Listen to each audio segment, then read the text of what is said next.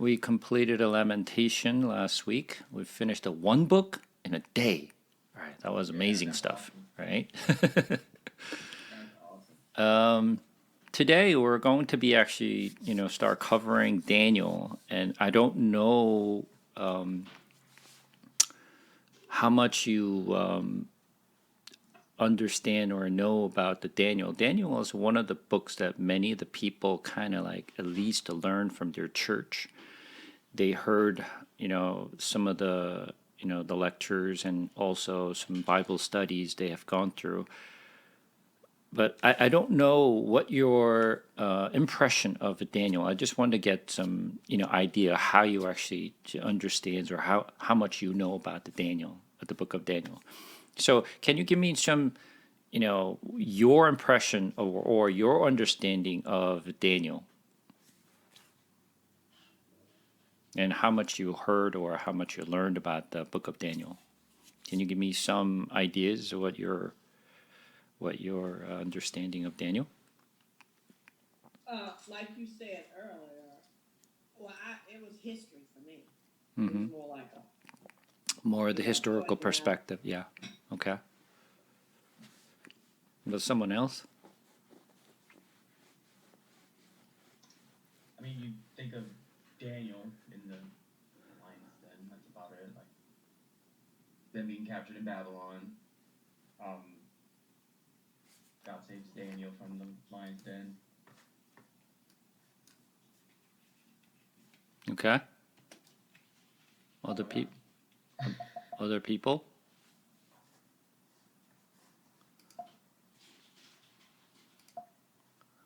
Unless you don't want to share. I agree with Tony. I think the most famous story is that God saved Daniel from the lion. So that's the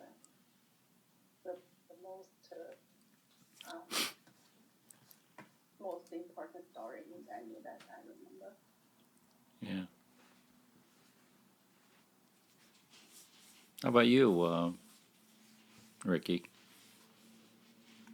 I have no idea. I just know, like what Tony said, honestly, I agree. Just the lion's den, and that's pretty much it. Yeah. Many of the people actually just are familiar with, Daniel and Lion's Den. It's pretty much what most people think of when it comes to Daniel. Daniel is a very interesting book of the Old Testament. So today, I would like to actually start with some of the historical fact. So today, I'm going to really just spend a lot of time on the historical fact of Middle East in the ancient day. So this could be a little bit, I don't know. If you like history, it could be a very interesting fact. If you don't really like the history, it could be really boring. So it could be one or the other. But it is important for us to understand the historical fact because the Daniel, there is a multiple parts in the Daniel. So let me just give you kind of structures, very high level structures of what the book of Daniel will look like. So you can think of it as Daniel is a two-part. So the first part of the Daniel, which is about chapter 1 through chapter 6, is it's about a lot of story most people are familiar with. So when people think about Daniel, they think about the lion's den and and also the statues and the dreams, interpretations. So most of the people are familiar with the first part of the Daniel, which is between chapter 1 through 6. Okay, so that's when he was actually, what happened when Daniel and his friends in Babylonia and what he saw and how he actually worked and sort of deals. So it's about the historical fact and the lesson they learned from Babylon. the other part, which is the latter part of the Daniel, is starting from chapter 7 through 12, which is the mostly of the visions that he received. All right, so there is the historical fact and the visions that he received. So first part is this chapter 1 through 6 and the 7 through 12. So, we can break it down to a little further into more 4 parts rather than 2 parts, but at high level, there's 2 parts of it. The first part and the latter part. And if you break it down a little further, there's a chapter 1 through 5. This is about the Neo-Babylonians, the historical fact. And chapter 6 talks about the Persian historical fact. And the latter part, which is the chapter 7 and 8, talks about the visions that Daniel has received from when he was in Babylonia. And then also chapter 9 through 12 is also he received the vision when he was in Babylonia, but the visions of the historical the fact will come in the latter days, which is he talks about Persia and Greeks and Roman and other empires that it's coming afterwards. So there are the 4 parts. One is the Neo-Babylonian, the historical fact, Persia historical fact, and the visions about the Babylonia, and the visions about the Persia and the kingdoms afterwards. So there are 4 parts of it. So if you don't have the historical fact, then it's kind of it's hard to understand why the Daniel was structured the way it was structured. So having the historical fact will help us to understand exactly what happened and why the story is laid out the way it is laid out. Okay, so this is why I'm actually going to talk about some historical fact of the Daniel, which is for me, and I think it is really, really, important for us to really have good understanding of the background. So before we actually go into the Daniel, so let's just take a look at the Daniel chapter 1, verse 1, and let's start with that. In the 3rd year of the reign of Jehoiakim, the king of Judah, Nebuchadnezzar, king of Babylon, came to Jerusalem and besieged it. So it actually starts with Nebuchadnezzar is coming to Judah, and how he actually just captured some of the folks in Judah, then carried over to Babylon. That's how the story starts. So as we were covering the second king, also Jeremiah and the Lamentations, we talked about this historical fact. But just kind of summarize it and give you a little more background of exactly what happened is going to really help us to really just understand better. So let me actually start with other.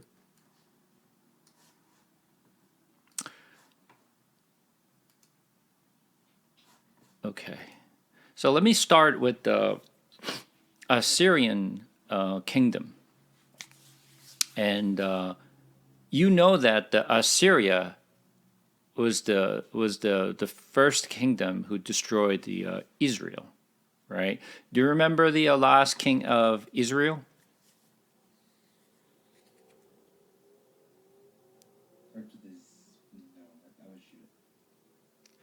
This is something very easy.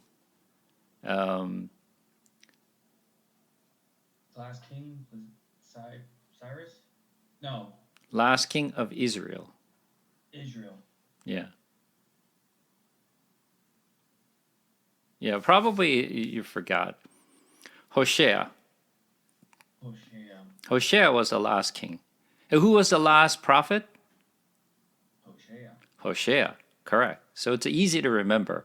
It's the last king's name was Hoshea, Israel, and the last prophet was Hoshea. So both of them are the same name. And Hoshea was the last king of Israel, which is when we talk about Israel, we're talking, the north of Israel, which is Samaria, was the capital of the north Israel, right? And south of Judah, of course, at the time when Assyrian, invaded into Israel, they also tried to attack Judah as well. At the time, who was the king of Judah?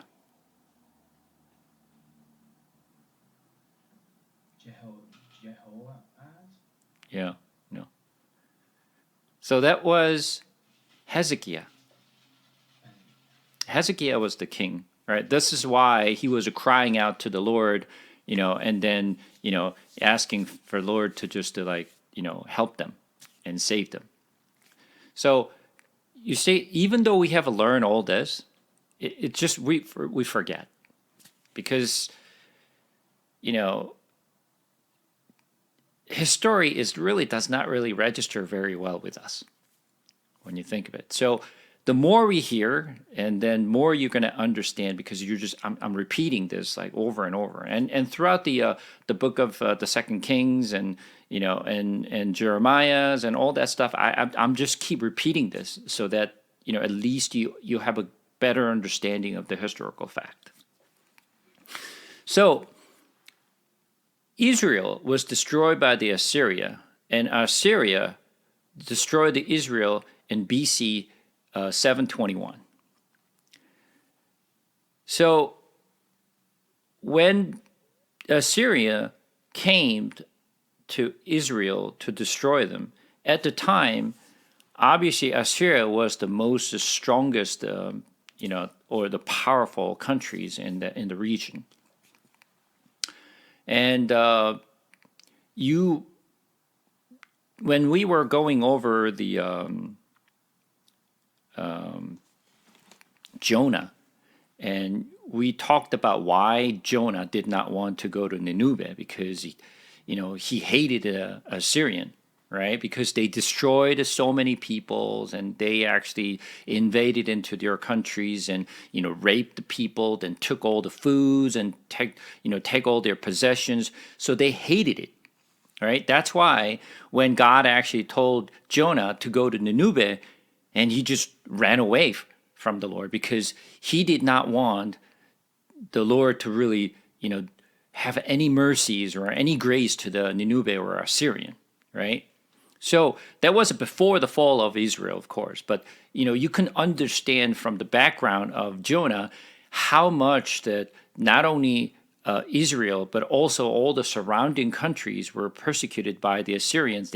How much they hated the Assyrian, the kings and the people, right? So when Assyria was ruling that, the Middle East, Eastern countries, so we have a kind of understanding of, at the time, the hegemony of the Middle East, Assyrian Empire was just very, very strong, just like how it is in United States today. The United States has the most power in the world, right? So no one can really touch America, So Assyria was like that.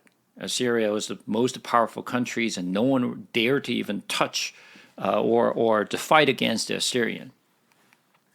So BC 722 or 21, the Assyrian Empire just invaded into Samaria and completely destroyed. That's the story that we saw, and when we actually go back to the Second King, chapter 17. So we'll just take a look at exactly the story. Just kind of remind ourselves. When you go to 2 King chapter 17,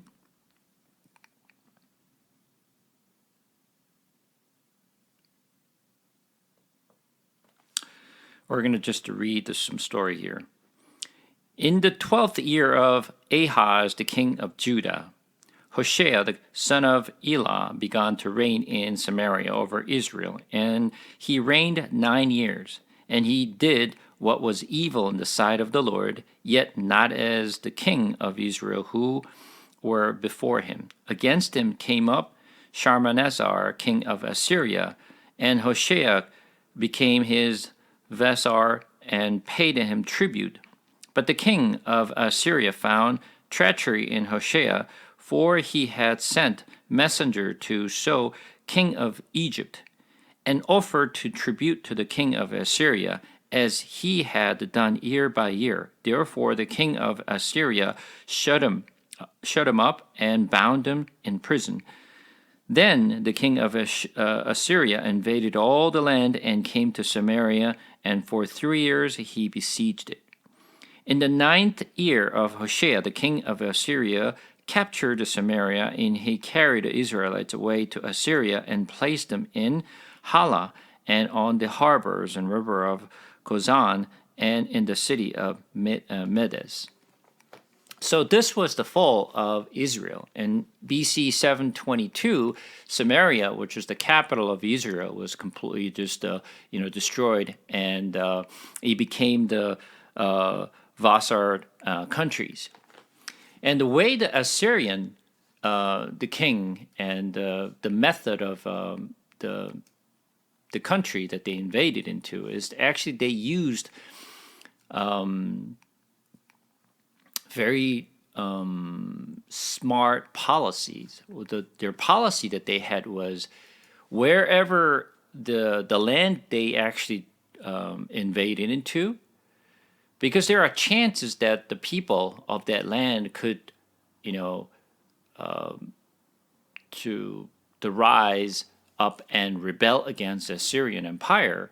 So what they did was they deported the people of that land and deported to different country and different land.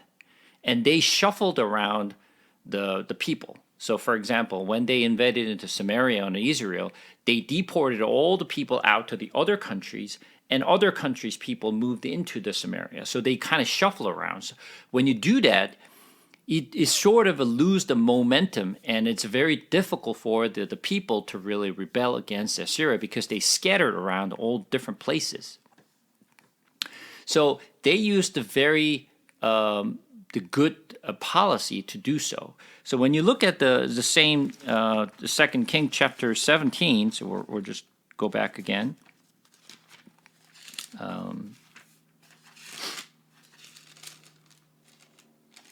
2 King chapter 17, verse 24. And the king of Assyria brought people from Babylon, Cuthath, Ava, and Hamath, and Sepharvaim, and placed them in the cities of Samaria instead of the people of Israel. And they took possession of Samaria and lived in its cities. So as you can see here, they moved around, from different country, the people of different countries, and moved over to Samaria, and then moved this Samarian and the Israelites move over to a different country. So most of the people who lived in Samaria were the Gentiles. So if you remember the story of the New Testament, all the people of Judah and Israel, they did not treat Samaritan as a normal Israelites. So they treated a Samaritan as a dog. The reason they did that was because of the Assyrian, because of the policy, they mixed with different people, and then they intermarried with the different countries' people. So what happened is now they mix with the different Gentiles. So is no longer pure blood anymore, right? Because they're so much of a mixed, because they intermarry with the other people's, other countries' people. So from Judah's perspective, you no longer are an Israelite because your bloods are all mixed with the other Gentiles. That's why when you come to New Testament, they never treated a Samaritan as the pure blood. So because that's because of the Assyrian policy that they had. So you kind of understand. So now, after they invaded into Samaria, when they actually also attacked Judah, they actually destroyed many of the cities of Judah at the time. But when they came to Jerusalem, of course, as I mentioned, Hezekiah was prayed to the Lord to really save the country, right? So what happened was God actually sent the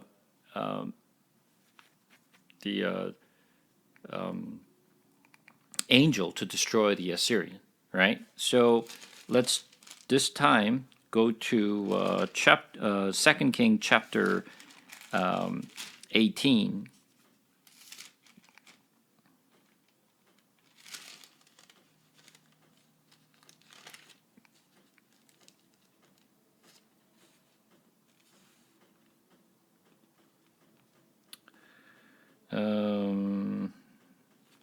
Let's actually take a look at the 2 King chapter 19. As soon as the king Hezekiah heard it, he tore his clothes and covered himself with sackcloth and went into the house of the Lord. And he sent Eliakim, who was over the household, and Shebna, and the secretary, and the senior priest covered with the sackcloth, to the prophet Isaiah the son of Amos.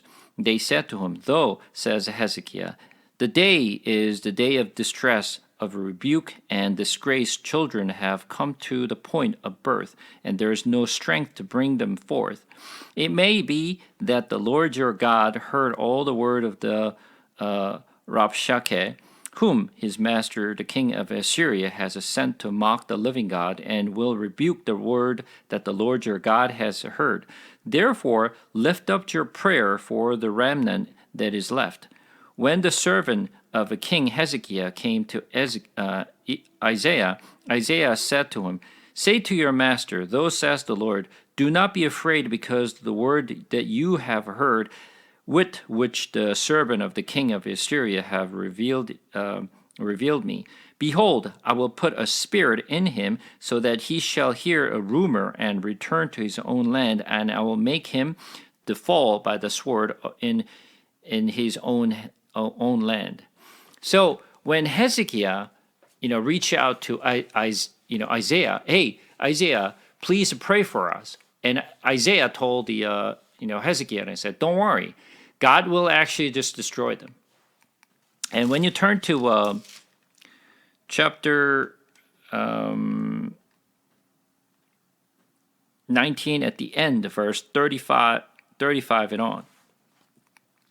"And that night the angel of the Lord went out and struck down 185,000 in the camp of Assyrians. And when people arose early in the morning, behold, these were all dead bodies. Then Sennacherib, king of Assyria, departed and went home and lived in Nineveh. And he was worshipped in the house of Nisroch, his god, Adramelech, and Sharezer, his son, struck them down with the sword and escaped into the land of Ararat. And Esarhaddon, his son, reigned in his place." So as you can see here, when Assyrian brought about 180,000 the soldiers to attack the Jerusalem, God actually sent the angel to destroy the 180,000 Assyrian and destroyed it. And Assyrian king just fled over to Nineveh, and when he was actually worshiping his own idols, and his sons actually killed him. So that's exactly what happened. So Assyria, after that, the power was started to kind of like lose the controls, and they lose the power of that country. So when Assyrian started to lose the control. And as we saw from chapter 17, when Hoshea, the king of Israel, they were actually just tribute to the Assyrian at the time. However, he changed his mind, and he actually started to give tribute to Egypt. Because remember, Egypt was also one of the strongest, the countries. But after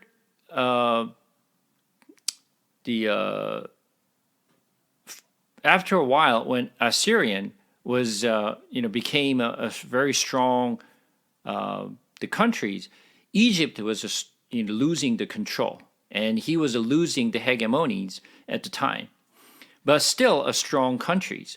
So Hosea was a sort of like kind of going back and forth between Assyrian versus Egyptians, but he turned his heart against Assyrian, and he started to give a tribute to Egyptians because he was relying on Egypt. So he was a kind of like the kind of like measuring to see which ones is more powerful and which one could really save him. So even though Assyrian was powerful, he was Hoshea was giving the tribute to the Egyptians and Pharaoh, then hoping that Pharaoh could really help him to kind of like push the Assyrian out of this country. But the decision that when he made was a mistake. So when you think about, Hoshea was not relying on the Lord, just like Hezekiah was relying on the Lord to really just save him, but he was relying on Egyptians to really just kind of like push the Assyrian out. So this is one of the things that I kept mentioning to everyone, that it is a very natural human tendency when we see there is when we actually put in a difficult situations, we tend to rely on someone who can give me help. We rely on someone who are more powerful than me, someone who has more, the money or the authorities. So we relying on them to help us rather than relying on the Lord. Because, when you think about it, the Lord seems to be very far away from us. It's not something that we can see, something that we can touch, something we cannot, really just like talk to. So it's a very natural tendency that we rely on people rather than the Lord. And Hoshea did the exactly same thing. I mean, there's nothing to really blame Hoshea, because when you think about it, that's what we do too, right? There's no, have judgment on the really Hoshea, why he did it, what he did, because we do the same thing. Hoshea was relying on Egyptians and Pharaoh to really help him. But the funny part is, when the Assyria invaded into the Samaria and destroyed the north of Israel, Judah should have learned the lesson. How the Samaria and the north of Israel was destroyed. Because the Judah, even after Hezekiah, the south of Judah maintained their own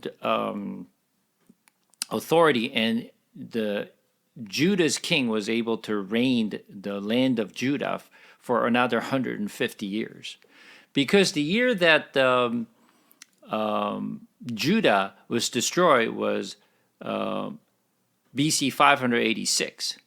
So from 722 to 586 was about 150 years, after the Samarias was destroyed. So if you remembered the time when the Babylonians came to really destroy the Judah, remember what the Zedekiah did? Zedekiah was actually just to give the tribute to the Babylon for a little while, and then he changed his mind and he started to give the tribute to Egyptian, just like the same thing what Hoshea did. And then later on, Babylonian came to Jerusalem and destroyed the whole the country. So before before that. We're just coming back to the story. So let's talk about the Judah. Josiah started to reform and clean up the Lord's temple when he was reigning about 18th years of Josiah. Josiah became a king when he was 80 years old, which was like very young, right? He didn't know anything about what was happening.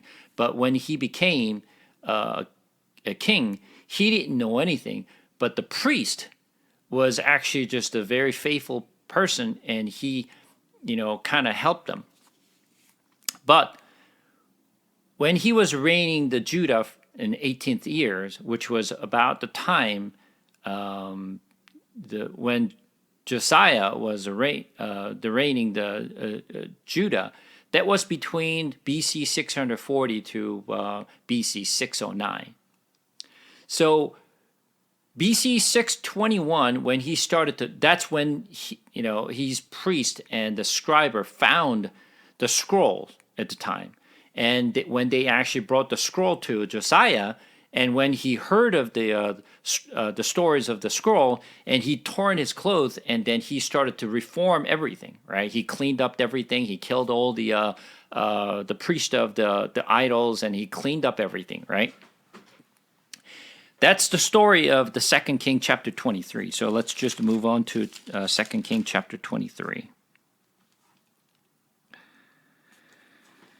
Then the king sent, and all the elders of Judah and Jerusalem were gathered to him.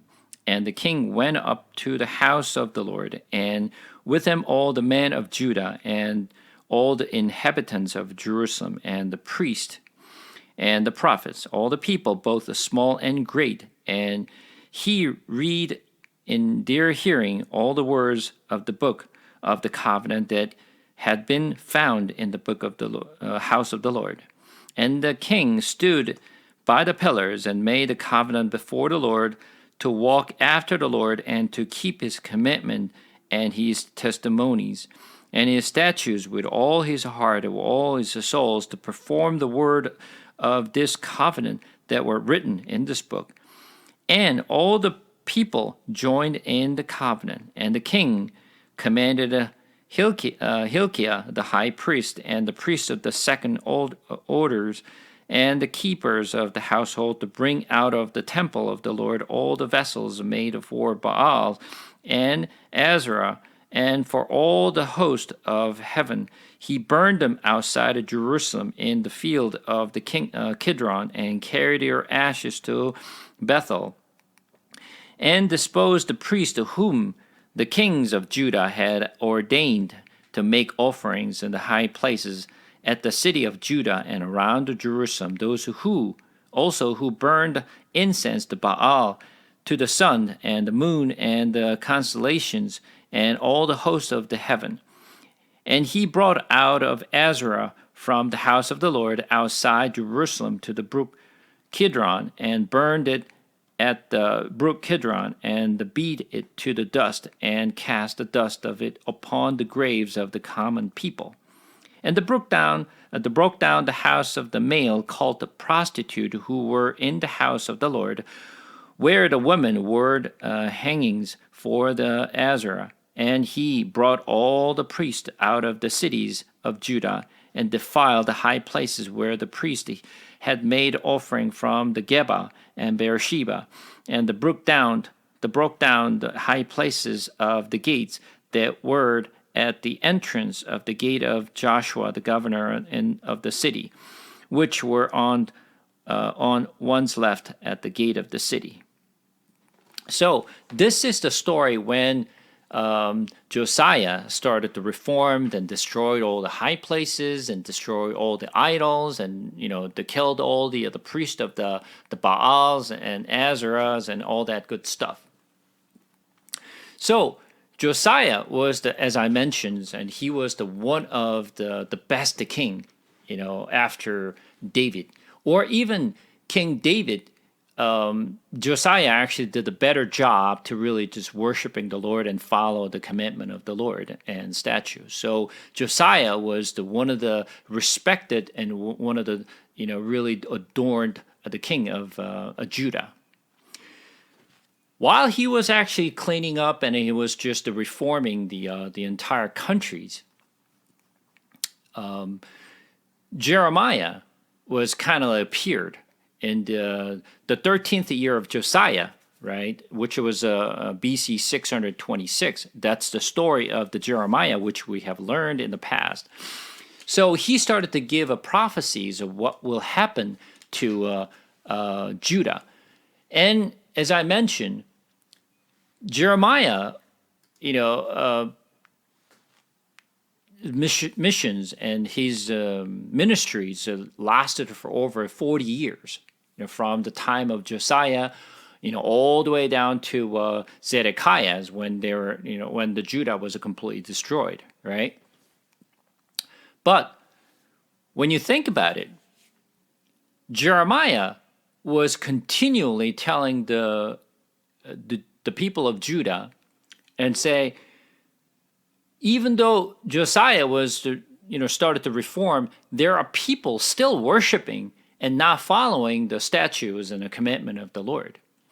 So Jeremiah was to continue to give the prophecies to all the people of Judah, saying, if you continue to do what you're doing, God will eventually bring the people from the east and destroy us. And eventually we'll be carried over to their countries and we serve them.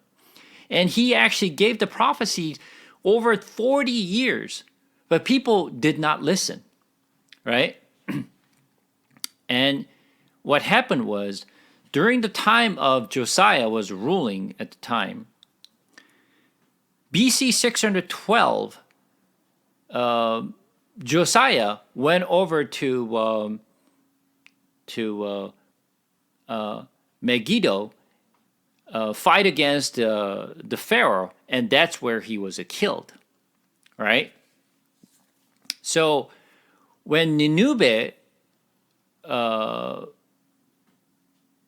was destroyed by the Babylon in BC 612, that's when Nebuchadnezzar's father, Nabopolassar, he's the one who actually destroyed the Assyria. So let's talk about the Assyrian Empire for a little, just a bit. As I mentioned, when Assyrian invaded into Israel and Samaria at the time, the Assyrian was the most powerful countries and the people of the Middle East. So they invaded into many countries, and they were pretty much ruling the majority of the countries in the Middle East countries. But although Babylon was a very small and not as strong as Assyria, but later day, Babylon started to just to kind of like, just gain the powers, and they started to fight against the Assyrian Empire. Nabopolassar, which was the Nebuchadnezzar's father, he just kind of like, brought the peoples, and, he was building an army and fighting against Assyria, because Assyria was a kind of like, going down the hill. And because of so many rebel and the corruptions that occurred in the Assyrian Empire, they were started to lose control. So Nabopolassar just kind of like attacked the Nineveh in BC 612, and they took down the Nineveh in BC 12. And this story, I don't know if you ever learned the world history. I have learned the ancient world history when I was in schools, even though, I didn't really pay attention at the time. Yeah, but, I learned in the ancient history. It's not as detailed as we're covering, but I don't know, the other countries actually, have to teach the world ancient history. So I don't know if you're, ever familiar with the world history or not, but if you actually, studied a little bit of the ancient history, I don't know if you ever heard of Carchemish, the Battle of Carchemish. Are you familiar with the Carchemish, the battle? Ever heard of that term, Carchemish? It sounds familiar. Yeah. I can't pinpoint it, but it does sound familiar. Yeah. So even though you don't know what that is, but maybe you heard of the word Carchemish, right? Here, there, you're kind of like flying by. It's like, yeah, I think I heard about this somewhere along the way, right? This story is related to the Battle of Carchemish. The Carchemish is actually the war between the Babylonians and the Assyrian and the Egyptians. Okay, so this is the time when the most powerful countries at the time, which is the Assyrian Empire versus the Babylonian Empire. Obviously, at the time, the Babylonians are not really just built the empire yet, but there is a small countries who are started to just rebel against the Assyrian. But because the Assyrians started to lose the controls and the power of the region, and when Babylonian invaded into Nineveh and destroyed the Assyrian capital, all the countries, the surrounding countries at the time of the rulings of Assyrian was very surprised, because even though Assyrians started to lose their control, they never thought that Babylonians would actually, destroy the Nineveh, because the Nineveh was a very, very strong, and Assyrian was a very strong country still. So while the Assyrians started to lose the controls and became very weak, what they did was they kind of called the Egypt, and they called out the Egyptians, and they said, "Hey, listen, the Babylonians became, they're stronger countries. Now, why don't you just join with me and became allied? Why don't we just come together and let's just destroy it or defeat the Babylon?" All right. So the battle between the Babylonians and the Assyrians and Egyptian, the war between them started back in BC 612. So during that time, BC 609, as I mentioned, the Assyrians, the capital, which is Nineveh, was taken down by the Babylonians. So they moved the capital to Carchemish as a capital of Assyria, because the Nineveh was destroyed, right? So when they actually moved the capital to Carchemish, and this is where they started to have the war, continue the war, between the Babylonians and the Assyrian. BC 609, what happened was there was a battle of Megiddo, and this is when Josiah was killed. Okay, so you kind of have to understand exactly what happened here. So when you look at the 2 King chapter 23, let's go to chapter 23.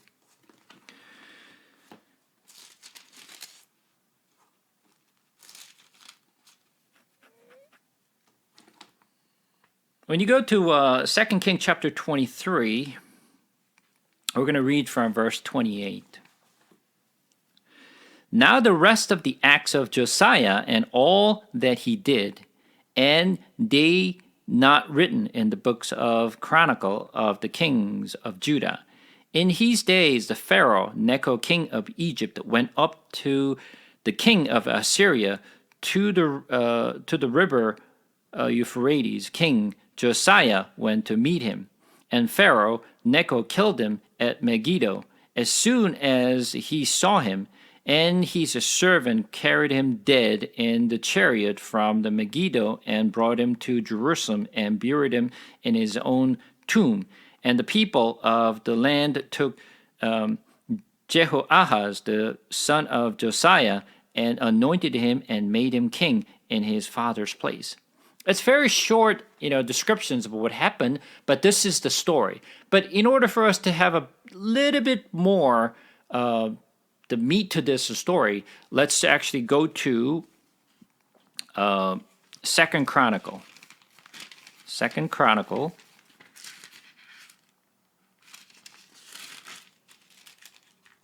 Chapter 35. Second Chronicle, chapter 35. We're going to read from verse 20. After all this, when Josiah had prepared a temple, Necho, king of Egypt, went up to fight at Carchemish of the Euphrates, and Josiah went out to meet him. But he sent envoys to him, saying, "What have we to do with each other, king of Judah? I am not coming against you this day, but against the house with which I am at war, and God has commanded me to hurry. Cease opposing God, who is with me, lest he destroy you." Nevertheless, Josiah did not turn away from him, but disguised himself in order to fight with them. He did not listen to the words of Necho from the mouth of God, but came to fight into the plain of Megiddo, and the archers shot King Josiah. And the king said to his servant, "Take me away, for I am badly wounded." So his servant took him out of the chariot and carried him in a second chariot and brought him to Jerusalem.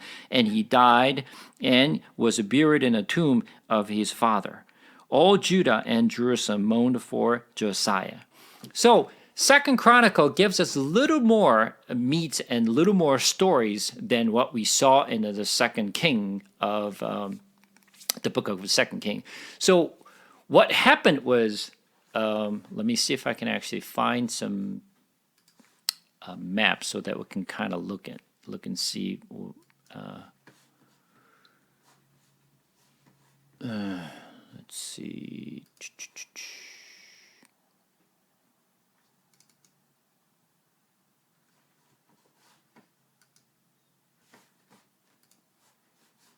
Let me share my screen.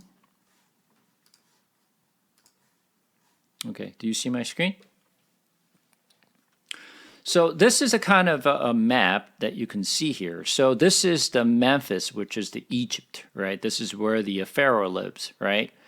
So Assyria, as you can see here, there's a little light blue color on top here. This is what Assyrian was ruling at the time. So the Assyrian domain, you can see is the light blue, right? So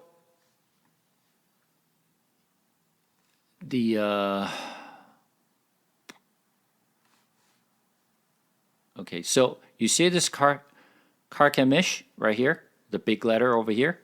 This is a Carchemish.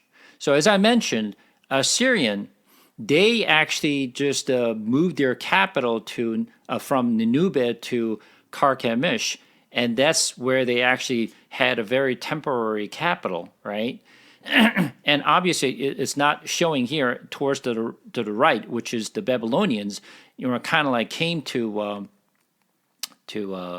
fight against Assyria, and what happened was the Pharaoh Necho from the Egypt was just coming all the way up to Carchemish, but while obviously the Egyptians was just moving towards the Carchemish, they were passing over to the land of Israel, right, of Judah. So this is the red color that you see. This is the path they actually took. This is very important for you to understand, because this is going to be really helping us to understand later on, the latter part of the Daniel, exactly what happened to Israel at the time. So there is the power game between the Assyrians and Babylons and Persians versus Egyptians. This is the the path they have to take for the Egyptians to go and fight against all the powerful countries up north. They have to pass through Israel. So this is the path they must pass through. So because this is the very important path to get to the north of the countries, this is where the Israel and Judah has been suffered a lot, because they have to pass through this road. So what happened was the Pharaoh Necho was going up the Carchemish. All of a sudden, Jerusalem, the king of Judah, which is Josiah, was met Necho at the Megiddo. And now the question is, why did Josiah went up to Megiddo and fight against the Pharaoh Necho? The reason is this. Of course, there's no definitive answer why actually he was fighting against the Necho, but a lot of different historical fact that, based on, different fact.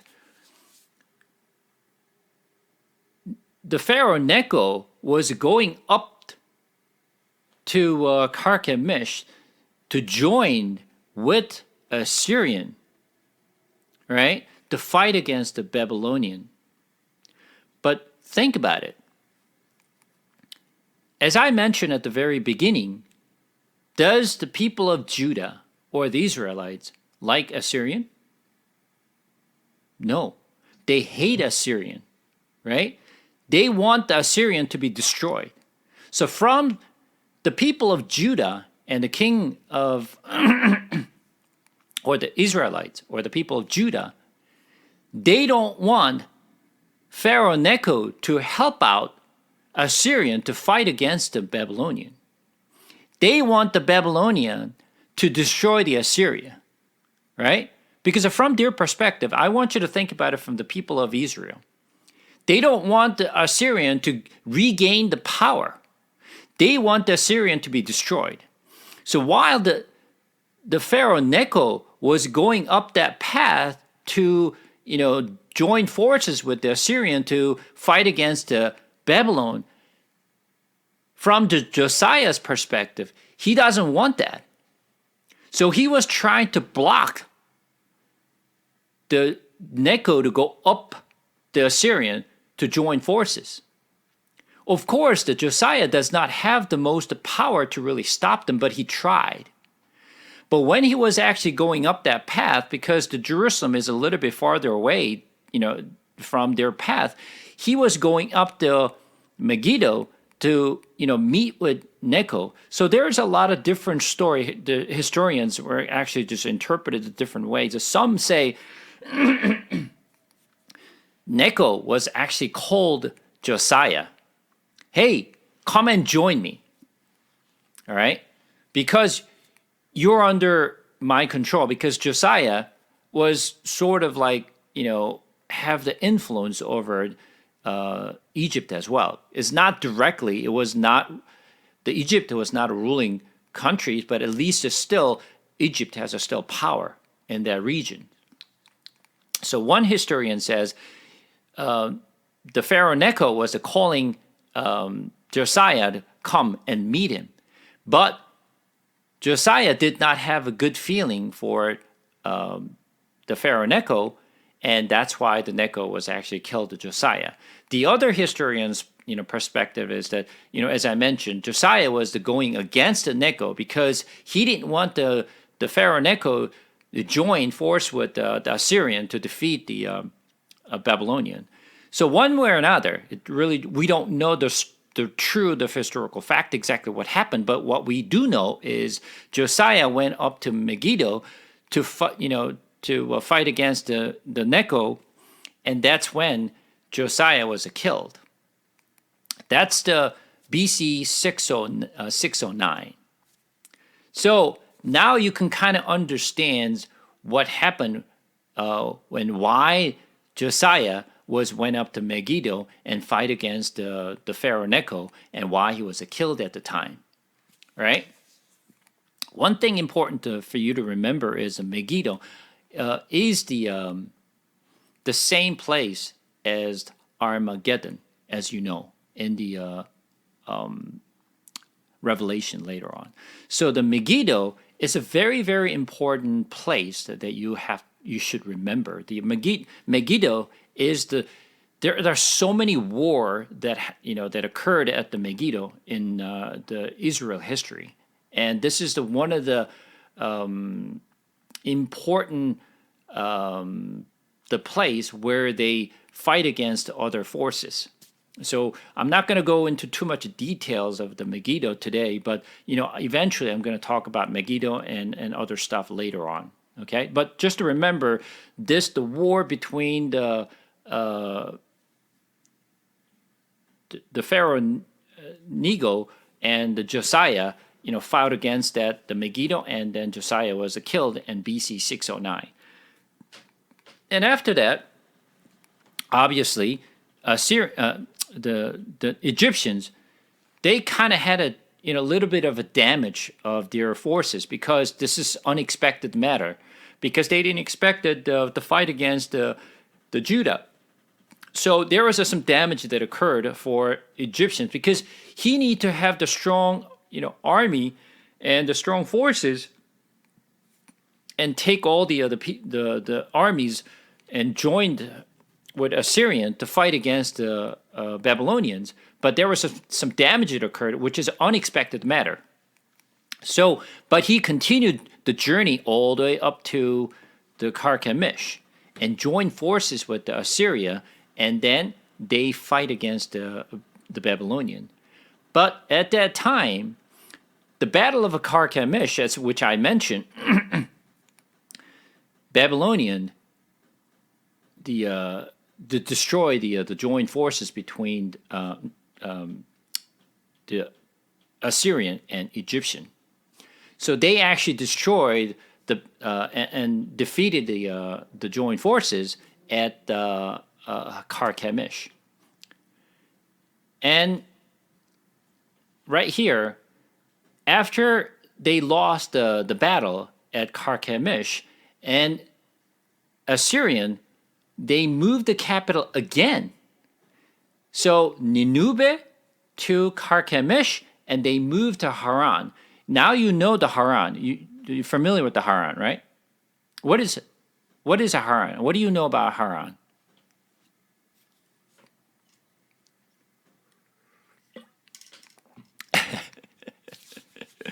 Okay.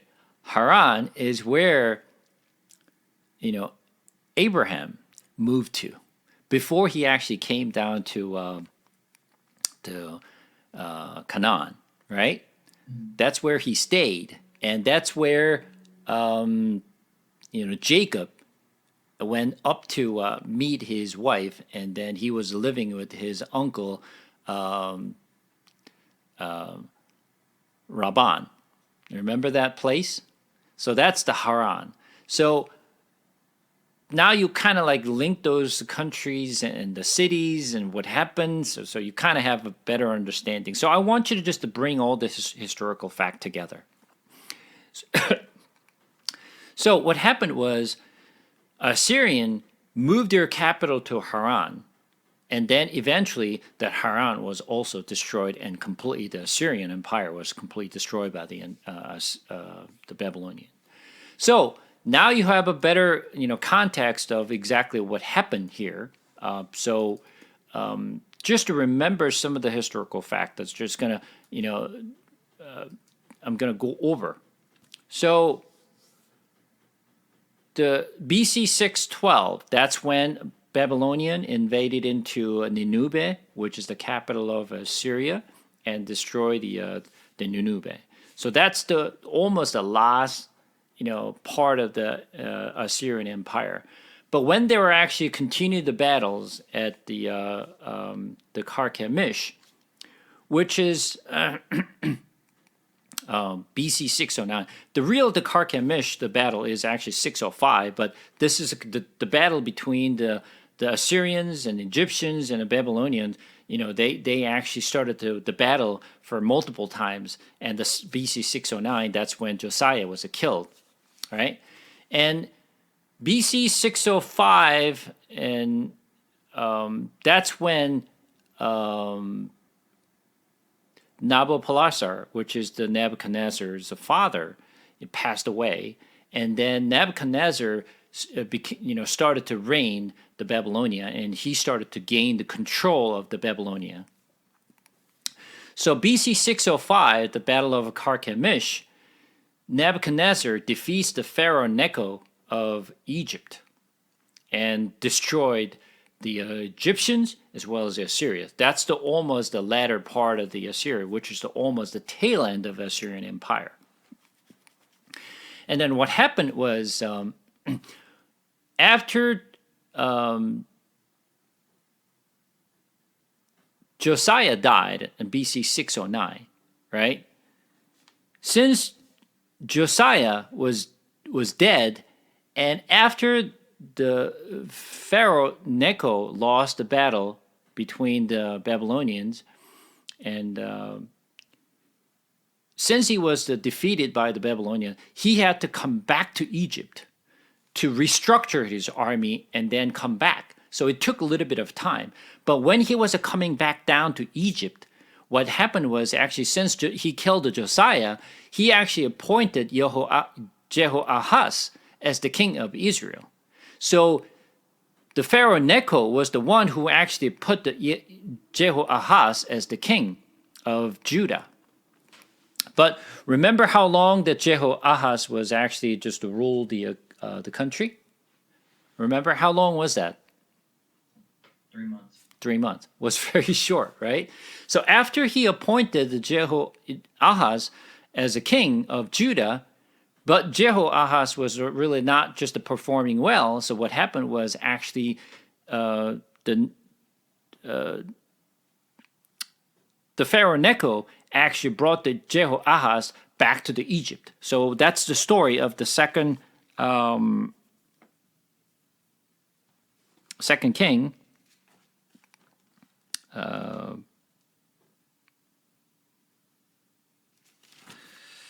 Let's go to 2 King again. Chapter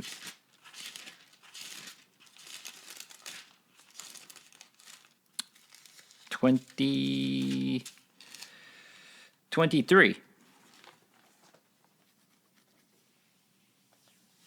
2 King chapter 23, and we're going to read from verse 31. Jehoahaz was 23 years old when he began to reign, and he reigned 3 months in Jerusalem. His mother's name was Hamutal, the daughter of Jeremiah of Libnah, and he did what was evil in the sight of the Lord, according to all that his father had done.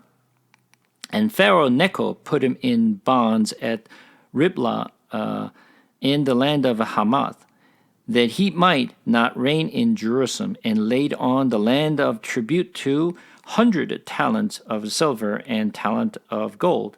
And Pharaoh Necho made Eliakim, the son of Josiah, king in the place of Josiah, his father, and changed his name to Jehoiakim. But he took the Jehoahaz away, and he came to Egypt and died there. And Jehoiakim gave the silver and the gold to Pharaoh, but he taxed the land to give the money according to the command of Pharaoh. He exacted the silver and the gold of the people of the land from everyone according to his assessment to give it to Pharaoh Necho. As you can see here, who was actually kind of have a power at the time was the Egyptians. The Pharaoh Necho was actually in power, and he was influencing over the Judah. So the Pharaoh Necho was sort of like controlling who's going to rule the Judah at the time. So he appointed Jehoahaz and hoping that he will actually obey Jehoahaz, but Jehoahaz was not doing very well. So the Pharaoh Necho actually took the Jehoahaz to the Egypt, and he killed. He was actually killed not really killed, he died in Egypt. And in place of Jehoahaz, he placed Eliakim, and later on he changed his name to Jehoiakim. Jehoiakim reigned Judah for 11 years. So you get the story of what happened now, right? So during the Jehoiakim, they had, the little bit of changes of the power. Of course, as I mentioned, this is the kind of like transitioning time between the power between Egypt and Assyria and the Babylonians. So there was kind of like,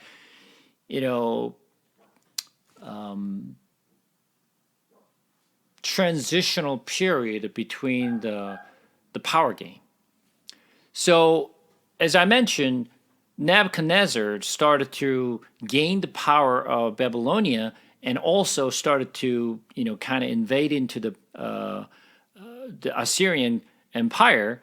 And after the Assyrian and the Egyptians lost the battle at the Battle of Carchemish, now Babylonians had to, they defeated at the Carchemish and Haran, and since they have to actually, go down to Egypt, right? So they were coming down this time. Remember that the kind of like pathway between the Egypt and the either Assyria or Babylonia. So there's right in the middle of that road to either go up or come down. So Babylonian was actually coming down to Egypt to really attack the Egypt. So while the Babylonian was coming down to Egypt to really fight against the Egypt, obviously Babylonian had to pass through the Judah, right? So that's the time when Eliakim or the Jehoiakim was ruling the Judah. So that's when the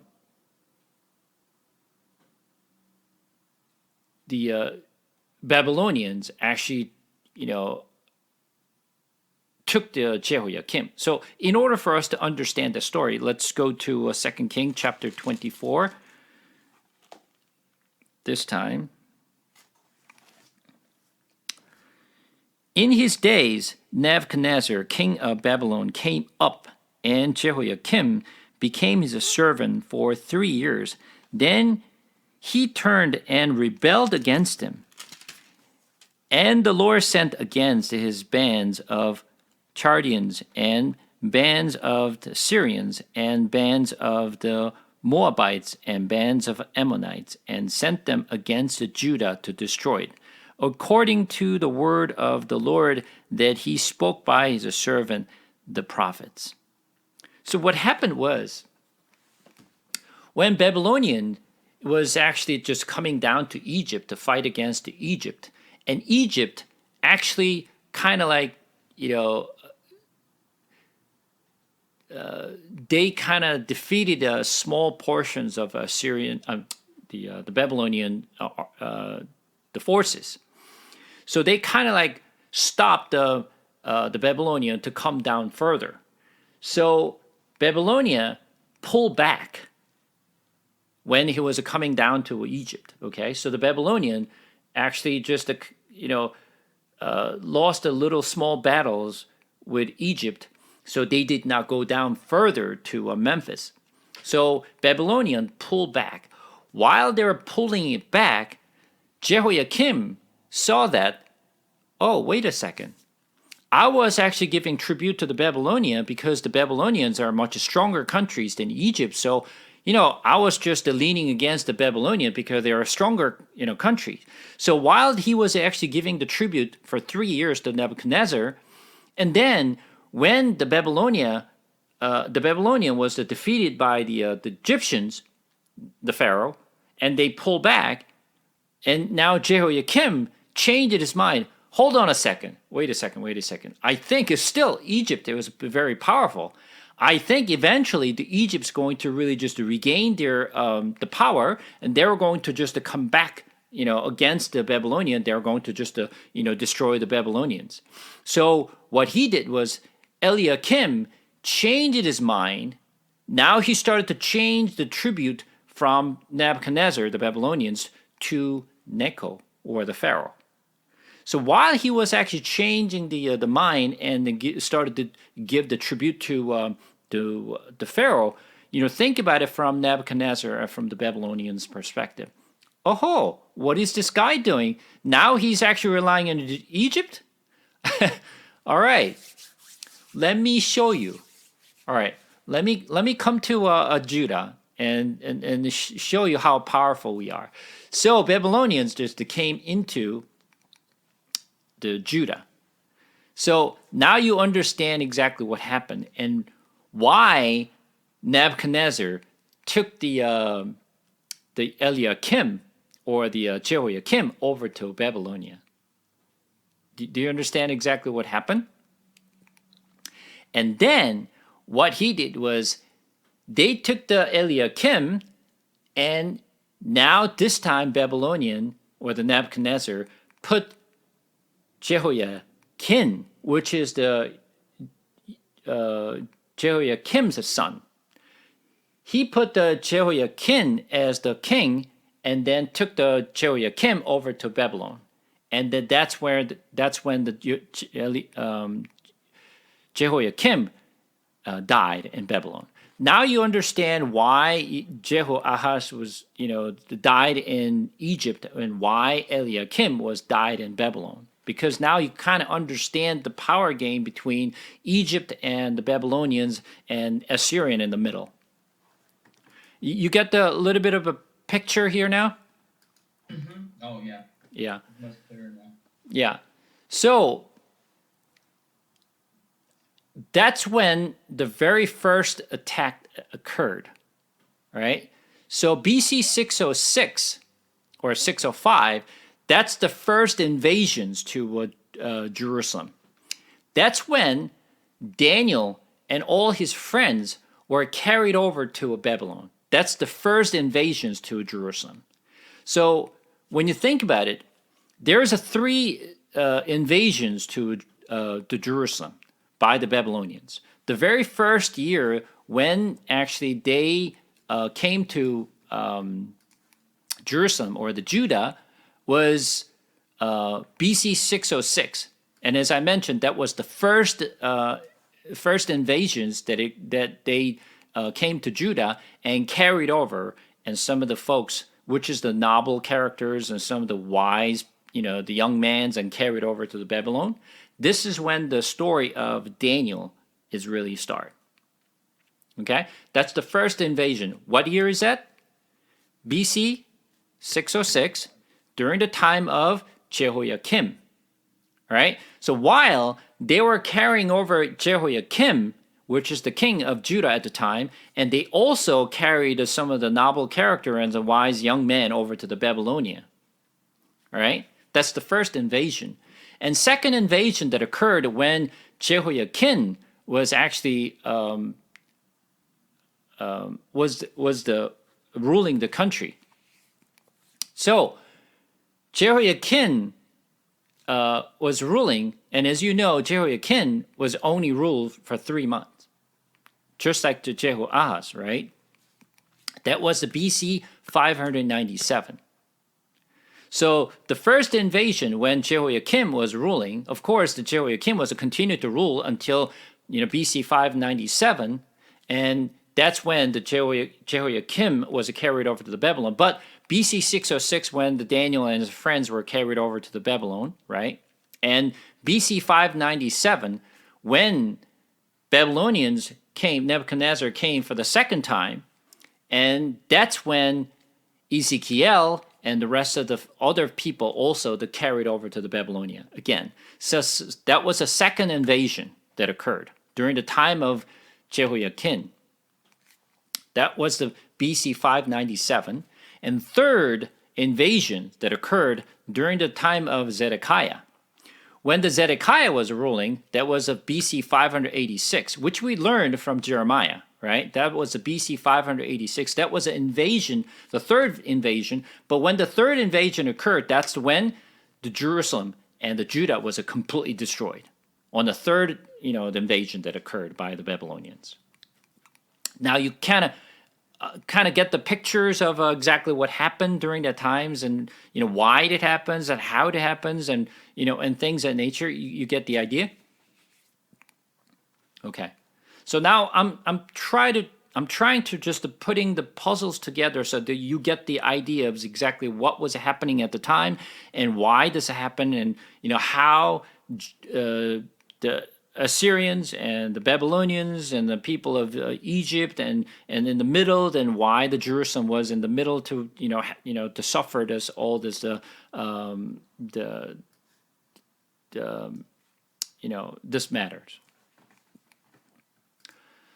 So, as I mentioned, the first the deportations or the exile that happened, and when Daniel was carried over, which was the BC 609. I'm sorry, 606. So at the time, there are people living in Jerusalem, and some of the Judean was also living in Babylonia, because the Babylonians, took the captives and moved over to Babylon. I mean, obviously, there's a small portions of people that were carried over to the Babylonia, but now there are people who live in Jerusalem and there are people who live in Babylonia. So you will see later on, not the Daniel, but also later on we're going to cover the Ezekiel's, and there's the letters going back and forth between the people of Babylonia and people of Judah. Now you understand why there was the letters going back and forth, and how it happens, right? So,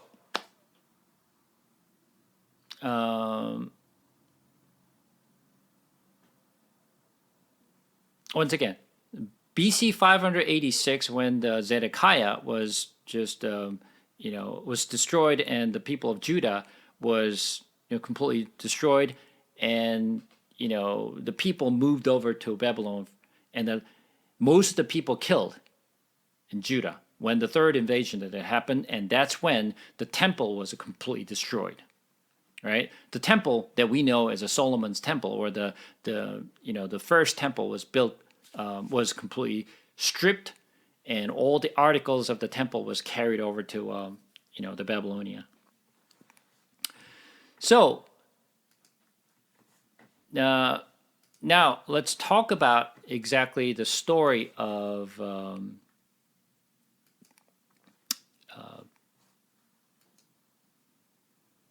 Nebuchadnezzar, and story of Assyria and the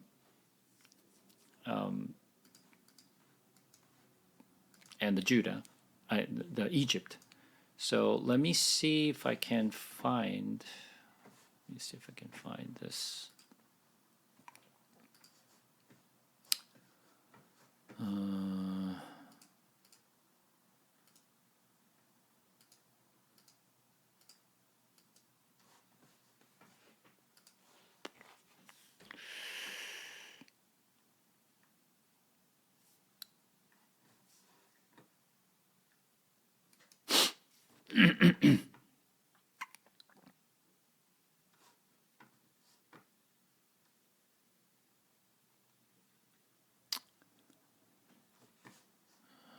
I thought I had this.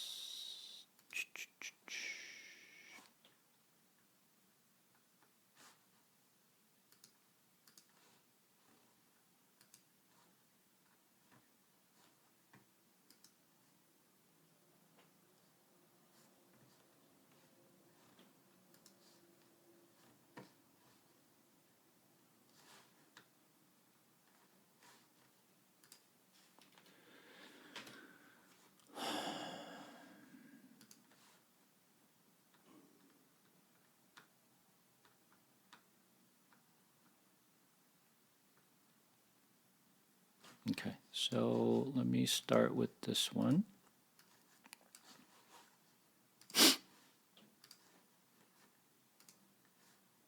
Let me see if you my screen. Yep. Okay. This is the Assyrian kings, the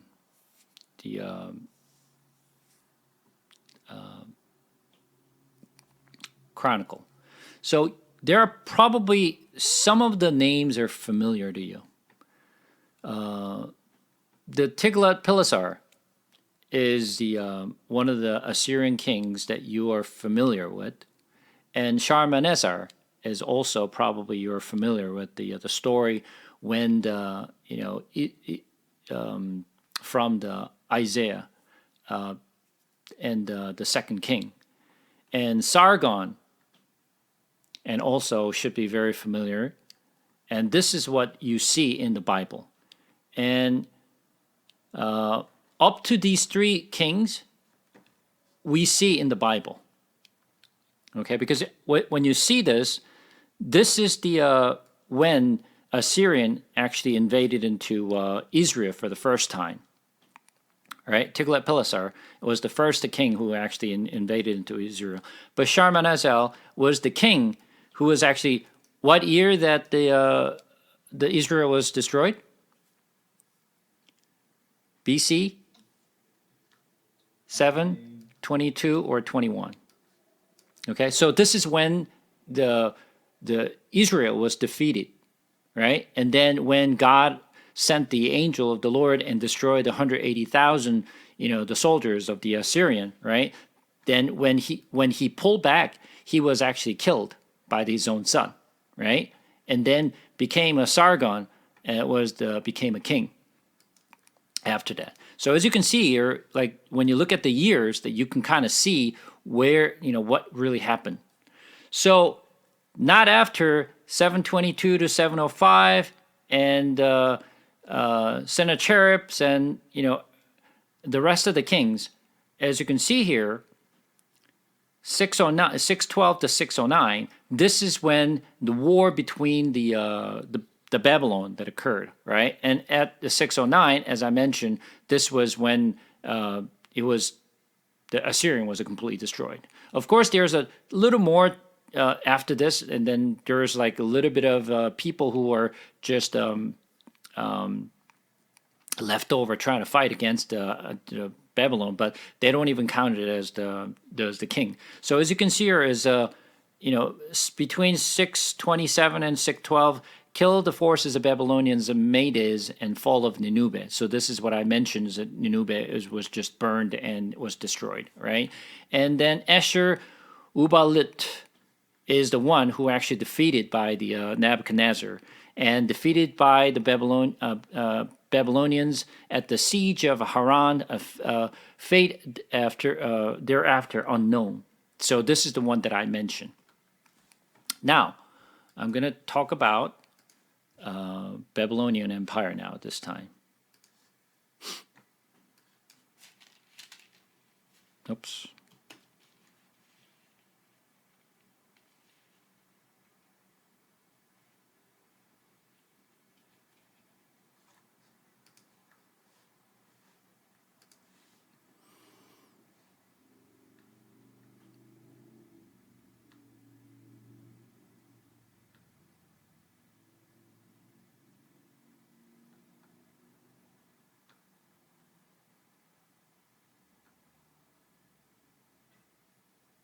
Okay. Let me share my screen. Okay. As you know, the Babylonian Empire was always been there, right? So the beginning of the Babylonian Empire, we don't really call the Babylonian Empire from the very beginning, but the story goes all the way back in the time of Genesis, right? Remember the incident that occurred at the Babel, when they actually built the towers and then God destroyed the towers and stuff. That happened at the Babel, right? That Babel was actually the Babylonians, right? That's the country of the Babel. That's where the Babylonian really just started to kind of have their own kingdom. So it goes all the way, at the very early, early on. So you can see they started their dynasty for a very, very long time. But we're not going to just talk about the very early stage of the Babylonian Empire, but now we're going to talk about the Neo-Babylonian Empire. So as I mentioned, Nabopolassar, which is the one that I mentioned, which is Nebuchadnezzar the second's the father. This is the one that I just mentioned before, right? And then he died at the 605, which is at the time when the Judah was destroyed. And then, the BC 605 or the BC 606, the Nebuchadnezzar II, became the king and started the ruling. But when you look at the the Babylonian kingdom, look at the years. So Nabopolassar, which is the BC 26, which was the reign from, right? And then when you look at the last king of the Babylonian Empire is Nabonidus. Nabonidus is actually just, the reign until BC 539. Okay, so now I want you to think about this for a moment. Let's forget about the Nabopolassar for now, okay? Because the story that we know in the Bible, it starts from the Nebuchadnezzar II, right? Because, we're much more familiar with the Nebuchadnezzar than the Nabopolassar. Nabopolassar in the human history, of course, is very famous, but at the same time, we don't really just pay attention to Nabopolassar much, but we pay more attention to Nebuchadnezzar II, right? When Nebuchadnezzar actually invaded into the Judah, right, that's when he started to just completely have a full control of the regions. So from the time, which is a BC 606 or a BC 605, right, the time until the Babylonian Empire was destroyed, which is a BC 539. So how long did the Babylonian Empire last?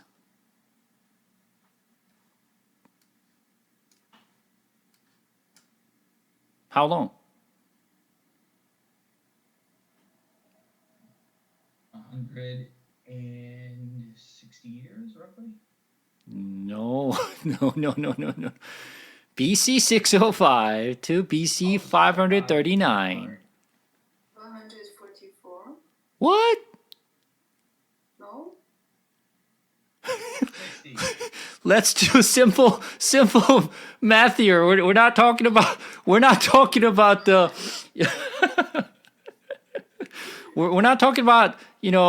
high math here. Like we're talking to just simple pluses and minuses. Right?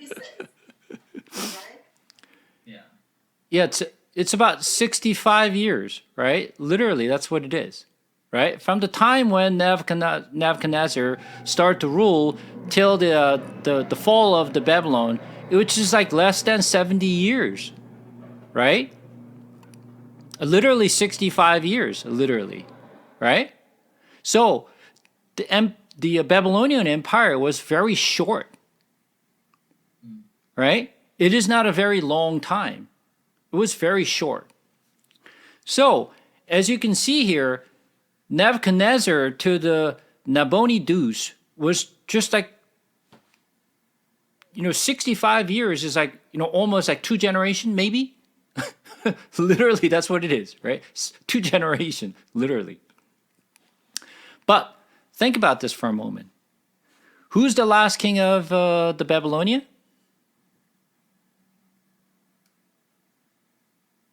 Huh?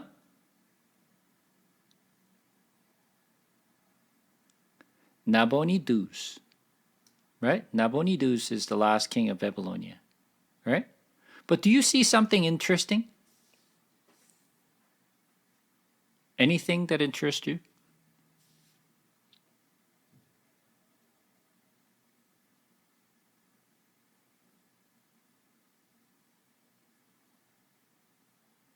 No, nothing stands out, right?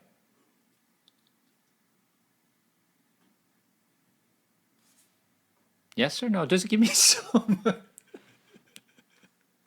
No, to be honest with you, the timeline is what's throwing me off. Like King Nebuchadnezzar's dad reigned from 626 BC. So it's like it's counting. I'm just getting confused with the timeline. It's counting it down. Usually, when the year goes up, it's in the future. Right, it's counting down, right? Yeah, it's Backward, down. because it's a BC. Sorry. So Nabonidus is the son-in-law of Nabonidus. Okay.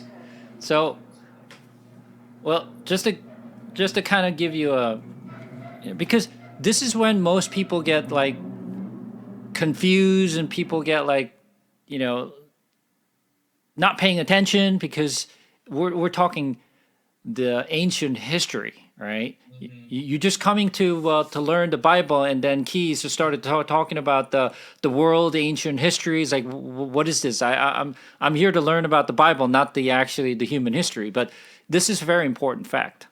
But now let's just go to Daniel for a second.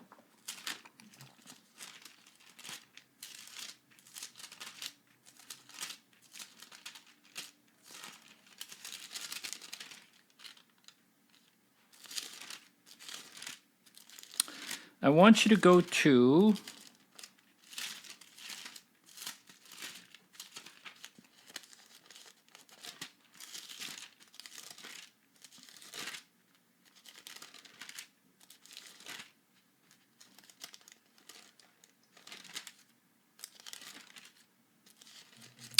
chapter 5.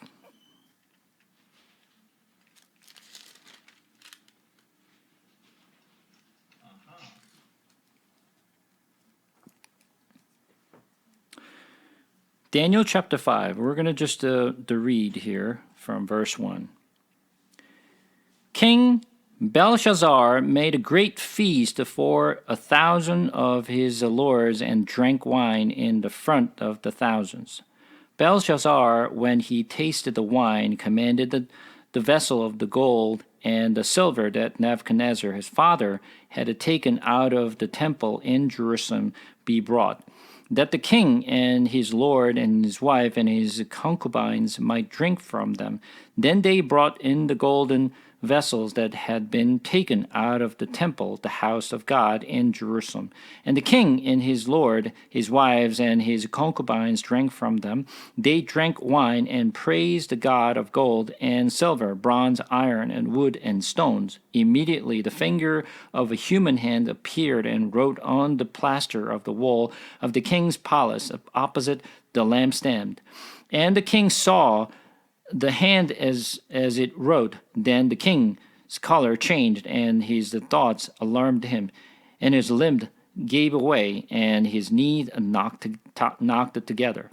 The king called loudly to bring in the enchanters and Chaldeans and the astrologers, and the king declared to the wise men of Babylon, so whoever reads this writing and showed me its interpretation shall be clothed with the purple, and have a chain of gold around his neck, and shall be the third ruler in the kingdom. Then all the king's wise men came in, but they could not read the writing or make known the interpretations. Then King Belshazzar was greatly alarmed, and his color changed, and his lords were perplexed.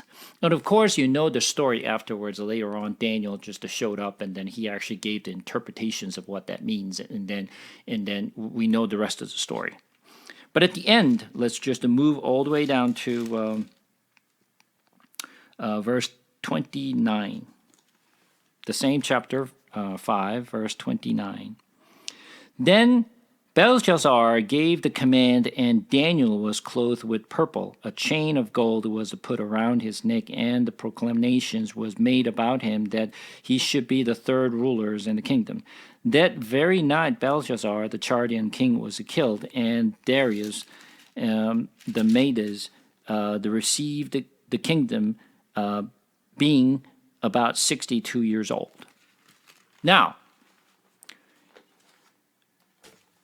what you find a little bit interesting here is what we saw, the last king of Babylon was who? Nabonidus. Right? Nabonidus was the last king of the Babylon. But according to the scriptures that we read in the Daniel chapter 5, who's the king of Babylon? Nebuchadnezzar. No. Belshazzar. Belshazzar, sorry. Right? Belshazzar was the king, and he was destroyed by the Darius, which is the king of Mede. Right?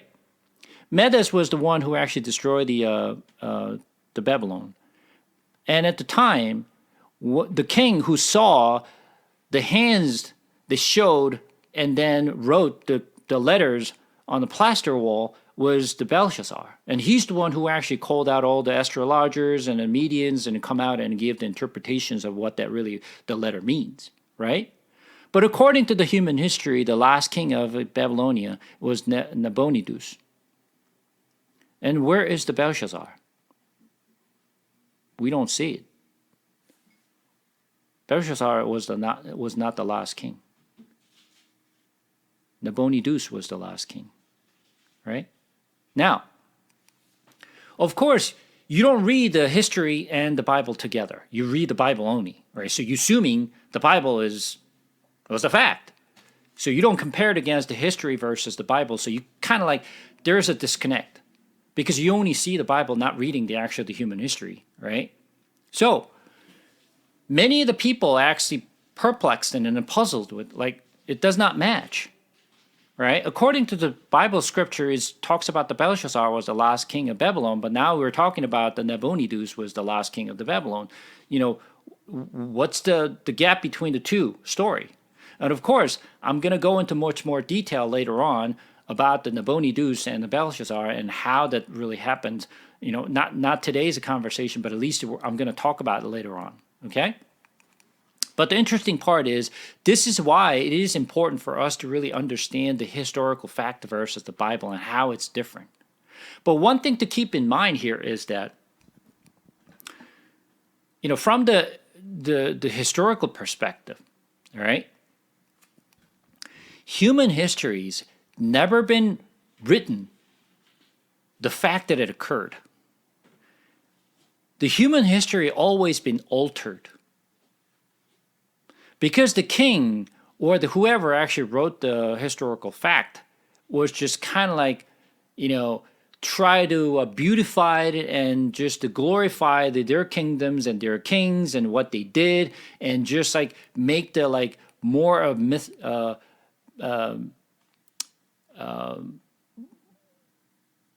more the heroic stories than their actual, you know, the fact that it occurred. So the human history has been altered, you know, not just the ancient history, but also all history. Any human history has been altered along the way. That don't mean it's all completely wrong. Of course, the historical fact is just something we have to rely on. But just to know that, you know, the human history always been altered. Okay? But I'm going to go much more details of what really happened here and why there's a gap between the historical fact versus what we see in the Bible. But anyway, going back to the story that I have. So, when you look at the first Daniel chapter 1, it says that in the third year of the reign of Jehoiakim, king of Judah, Nebuchadnezzar, king of Babylon, came to Jerusalem and besieged it. So, this is when Nebuchadnezzar came to Judah when the Jehoiakim was ruling the Judah. And then that's when Nebuchadnezzar, you know, took the Daniel and his friends and all the wise men and noble character over to Babylon and kept them there. But obviously, we're not talking about the when Nebuchadnezzar was ruling the Babylon. We're talking about the time when Nebuchadnezzar was actually ruling the Babylonia, right? So imagine when Daniel was actually carried over to Babylonia, right? He was a young man at the time, right? He was a young man at the time. So we could assume somewhere between the teenage, years to somewhere between the 20s and 30s, probably somewhere in between when Daniel was captured and moved over to Babylonia, right? So assuming that when he was either teenager or the either 20s or the early 30s, we can kind of think of, when Daniel was moved over to the Babylonia. And Daniel was still alive when the Cyrus the Great invaded into Babylon and took down the Babylonian Empire, right? But as I mentioned, the time between the Nebuchadnezzar to the time of the Cyrus the Great took down the Babylonia, that was the 539, or actually 500 BC 538. That's when the Cyrus the came over to ruling the Babylonian Empire. So think about it. If Daniel was assumed like 20s, for example, he was 20s at the time when he was carried over to Babylon. So then 20 plus, about 65 years. So that is 85 years old, right? So he was the leader of the Medians in Babylon, right? And then he was there the journey of the Babylonian Empire, and also to the first year of Cyrus. So Daniel was quite old.